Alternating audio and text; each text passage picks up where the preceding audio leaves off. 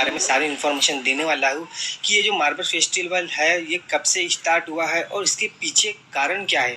तो आइए करते वीडियो को स्टार्ट। नागपुर का मारबत नामक यह एक ऐसा पर्व है जिसमें भ्रष्टाचार, झूठ, बेईमानी, शराबखोरी, अश्लीलता जैसे बुराइयों के पुतले जलाए जाते हैं।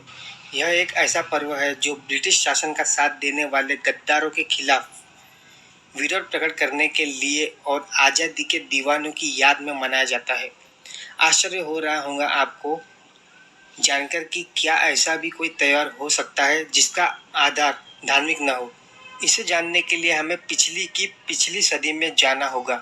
यह सन 1881 की बात है जब देश में अंग्रेजों के खिलाफ वातावरण बन रहा था, लेकिन देश के कुछ राजा रजवाड़े अंग्रेजों का साथ दे रहे थे और जरा सी लालच में उन्हें खुद पर शासन करने के लिए आमंत्रित कर रहे थे।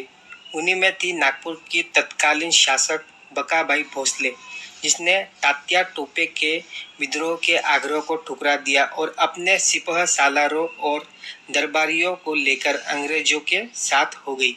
फलस्वरूप नागपुर अंग्रेजों के अधीन हो गया, लेकिन नागपुर की स्वतंत्रता प्रिय जनता से यह बर्दाश्त नहीं हुआ और उन्होंने अगले ही दिन अपने आक्रोश और विद्रोह को व्यक्त करने के लिए रानी का एक प्रतीकात्मक पुतला बनाया, उसका जुलूस निकाला और उसे जला दिया। यह जनता गरीब जरूर थी, पिछड़ी जाति की थी, दलित, शोषण, दमित थी, लेकिन स्वाभिमानी थी, देशभक्त थी। फिर तो यह हर साल की परंपरा बन गई और सावन मास समाप्त होते ही सावन की अमावस्या या पोला पर्व के अगले दिन यह उत्सव के रूप में मनाया जाने लगा। देश स्वतंत्र हुआ, अंग्रेज चले गए, लेकिन ये परंपरा नहीं समाप्त हुई। अब भी देश में गद्दार तो थे ही, साथ ही जनता के पास तमाम दुखों के रूप में आज़ादी के स्वप्न का मोह भंग भी था। बस अब रानी के पुतले की जगह बुराई का पुतला था। महंगाई, बीमारी, शोषण, दमन, छुआछूत, भेदभाव का पुतला था। गरीब जनता ने इसे ही प्रतीकात्मक रूप से जलाना शुरू किया। इसे काली मार्बत का नाम दिया गया और साथ ही कुछ विशेष पुतले भी बनाए जाने लगे जिन्हें बड़गा नाम दिया गया। चलिए अब जानते हैं कि यह त्योहार मनाते कैसे हैं।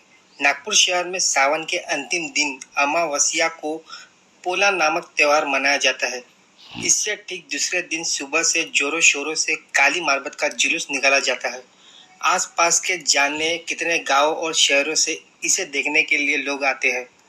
जवाहर पुतला इतवारी से आरंभ होकर यह जुलूस दिन भर शहर के विभिन्न हिस्सों से होते हुए अंत में शाम को एक मैदान में पहुंचता है, जहां इन बुराइयों का पुतला जला दिया जाता है।